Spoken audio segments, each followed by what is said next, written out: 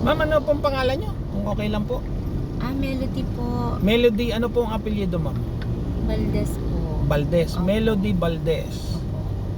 Hello guys, good evening. Nandito po tayo sa Antipolo, malapit sa Robinson Antipolo. Bali, ang pasahero ko galing po sila ng Cisco Terminal ng bus sa Cubao. Doon sila galing, tapos dito papasok kami ng Antipolo. Ihatid ko sila sa Antipolo. Tapos yung tatlong anak niya nandiyan dyan. Nakatulog na yung dalawa, yung isa gising pa. Yan.